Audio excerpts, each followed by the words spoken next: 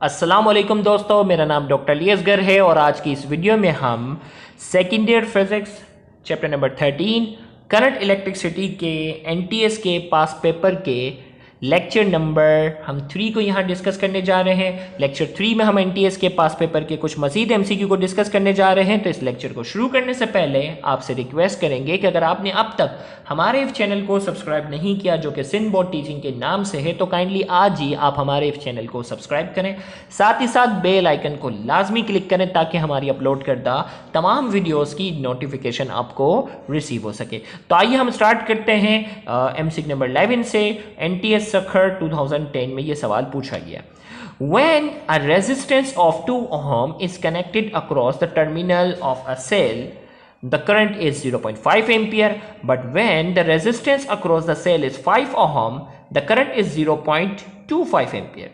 The EMF of the cell is, हमें कहा जा रहा है कि जब हम 2 ओहम की रेजिस्टेंस को हम क्या करते हैं, 2 ओहम की रेजिस्टेंस को बैटरी से कनेक्ट करते हैं।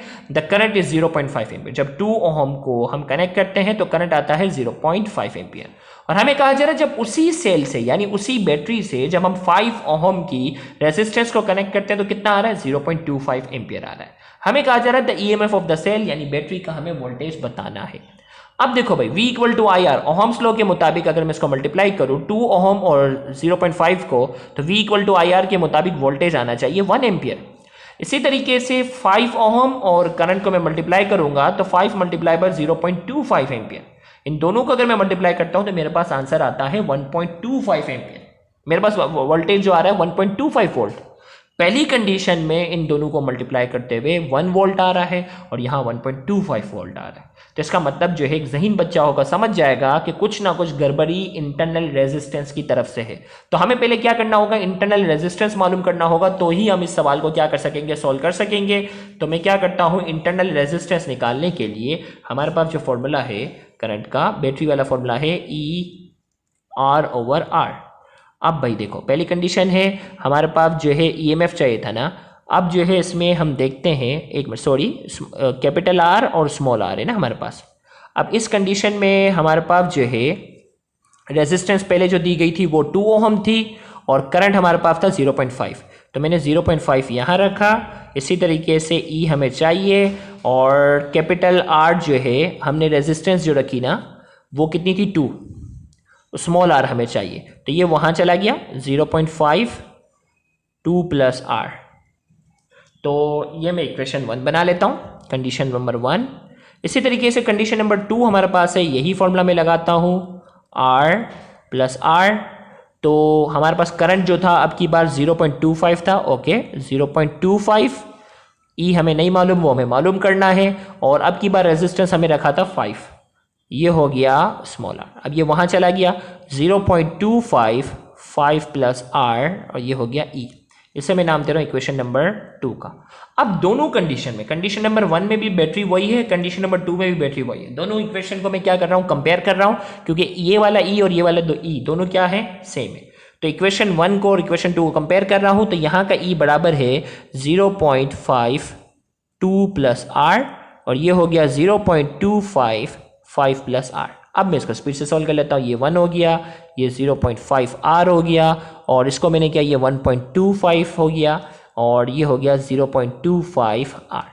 अब जो है वो आर वाली चीज़ों को मैं एक तरफ कर देता हूँ, 1 वाली चीज़ों को एक तरफ। तो 1 वहाँ चला गया, 0.25 यहाँ आ गया, 0.5 आर माइनस 0.25 आर, 1.25 माइनस 1। तो इसको हमने क्या, तो ये कितना हो गया, 0.25 आर रह गया और इनको हमने माइनस किया तो ये कितना हो गया, 0.25 रह गया।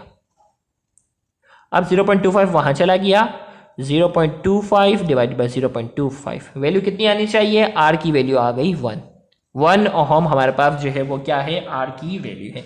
अब इस 1 वैल्यू को यहाँ रख दो। दोनों कंडीशन में अगर देखो 1 यहाँ रखा, 2 प्लस 1 कितना हो गया, 3 मल्टीप्लाई बाय 0.5, आंसर कितना है 1.5। और सेम अगर यहाँ रखो 1 रखो तो 5 प्लस 1 कितना होता है 6 को अगर 0.25 से मल्टीप्लाई कर रहा हूँ तभी भी आंसर क्या आ रहा है 1.5।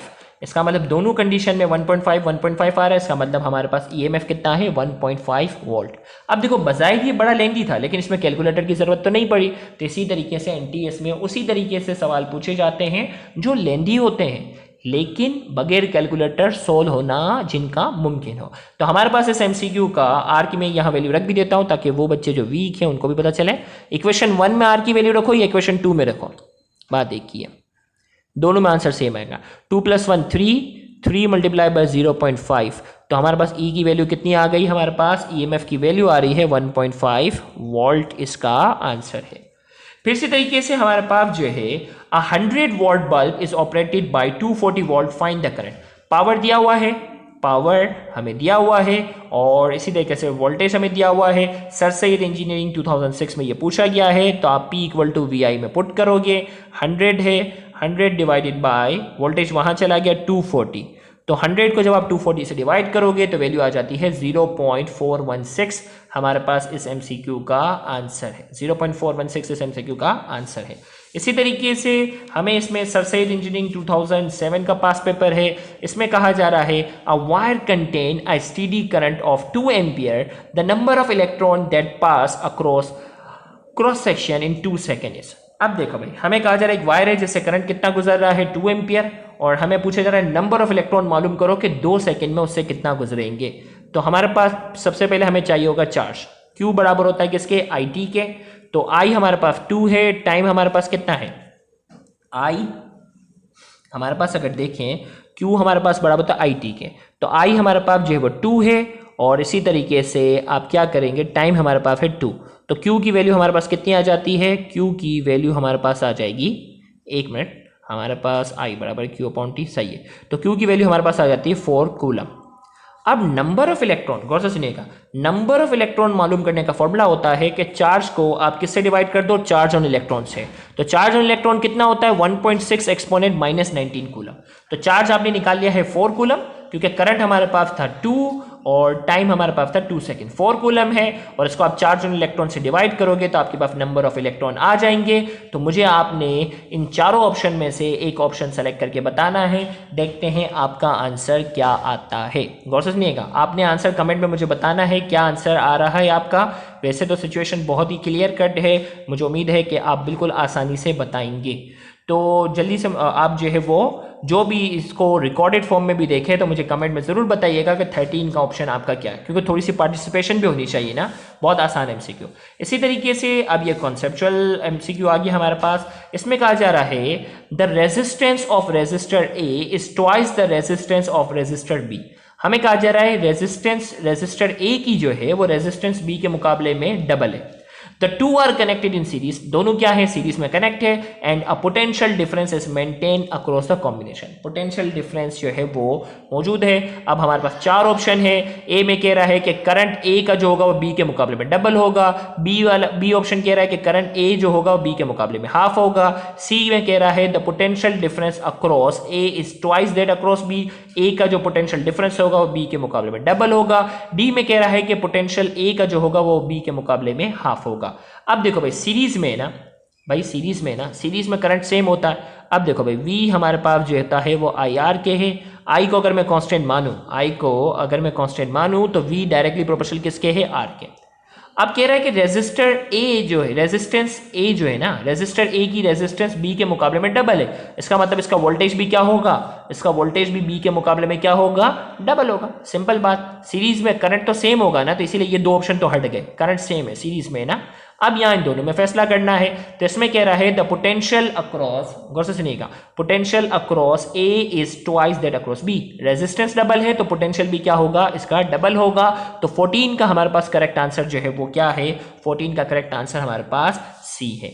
इसी तरीके से अगला सवाल हमारा बिल्कुल बच्चों वाला है, इसमें कहा जा रहा है a conductor is distinguish from an insulator by the number of. Conductor और इंसुलेटर में क्या फर्क होता है, तो बच्चों को भी पता होगा, फ्री इलेक्ट्रॉन्स का फर्क होता है। देखो इलेक्ट्रॉन्स दिया हुआ है, लेकिन बेस्ट आंसर क्या है, कंडक्टर के पास फ्री इलेक्ट्रॉन्स होते हैं जबकि इंसुलेटर के पास नहीं होते हैं।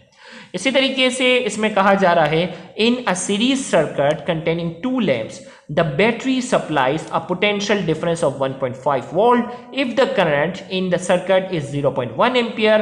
At what rate does the circuit use energy? At what rate does the circuit use energy? Sir Syed engineering 2009 में पूछा गया। What rate does the circuit energy मतलब पावर पूछा गया है। अब देखो करंट भी दिया गया है, करंट भी दिया हुआ है, वोल्टेज भी दिया, P इक्वल टू VI से आपने क्या करना है, इसको सॉल्व करना है और मुझे आप क्या करेंगे, कमेंट में आंसर बताएंगे इस MCQ का करेक्ट आंसर क्या होगा। Simple, P equal to VI से करना है। 4 ऑप्शन आपके सामने और मुझे उम्मीद है कि आप मुझे कमेंट में इसका सही आंसर बताएंगे। बहुत ही बच्चे वाला सवाल है, कुछ चीज़ें आप पे भी छोड़नी चाहिए। इसमें कहा जा रहा है a battery has an EMF of 6 volt and internal resistance of 0.4 ohm. It is connected to a 2.6 ohm resistor, a switch. When switch is open, the potential difference between the terminal of the batteries. याद रखिएगा हमारे पास EMF में हमने पढ़ा था, देखो भाई switch open का मतलब है, देखो स्विच होती है ना, स्विच ओपन का मतलब है सर्किट ब्रेक है, सर्किट ब्रेक है इसका मतलब करंट तो नहीं गुजर रहा होगा। अब हमारे पास टर्मिनल वोल्टेज का फॉर्मूला होता है E बराबर है -IR। अब स्विच ओपन है इसका मतलब जो है वो करंट तो नहीं गुजर रहा, यहां मैं अगर 0 रखूंगा तो ये तो खत्म हो जाएगा। इसका मतलब when the switch is open, switch जब ओपन होता है सर्किट से करंट नहीं गुजरता, और सर्किट से करंट अगर नहीं गुजरता तो ये पूरा हिस्सा 0 हो जाएगा। उस वक्त टर्मिनल वोल्टेज और EMF दोनों क्या होते हैं, बराबर होते हैं। अब सवाल में देखो EMF कितना दिया गया है, 6 वोल्ट, और इसमें कहा जा रहा है स्विच इज ओपन। इसका मतलब जो है हमें कहा जा रहा है पोटेंशियल डिफरेंस बताना है, टर्मिनल वोल्टेज बताना है। स्विच ओपन है इसका मतलब स्विच जब ओपन होगा तो टर्मिनल वोल्टेज और EMF दोनों बराबर होते हैं। तो EMF हमें 6 दिया गया है तो टर्मिनल वोल्टेज भी क्या है, 6 वोल्ट है। सर सैयद इंजीनियरिंग 2010 का ये पास पेपर का MCQ था। तो यहाँ जाकर हमारा आज का ये लेक्चर जो है वो मुकम्मल हुआ। अगला लेक्चर हम फिर करंट इलेक्ट्रिसिटी के कुछ MCQ को हम डिस्कस करेंगे, तो उस लेक्चर को भी देखना मत भूलिएगा। अगर आपको हमारा आज का ये लेक्चर समझ में आया है, पसंद आया है, तो वीडियो को लाजमी लाइक करें, कमेंट में अपना फीडबैक लाजमी दें और इस वीडियो को ज़्यादा से ज़्यादा शेयर करके अपना हक ज़रूर अदा करें। याद रहे बहुत से ऐसे स्टूडेंट हैं जो गवर्नमेंट कॉलेजेस के बाद एक्सपेंसिव कोचिंग सेंटर्स को अफोर्ड करने की सलाहियत नहीं रखते, तो आपका इन वीडियोज़ को ज़्यादा से ज़्यादा शेयर करना, उन तक पहुँचा देना आपके लिए सदका जारिया बन सकता है। Thank you very much. अल्लाह हाफिज़।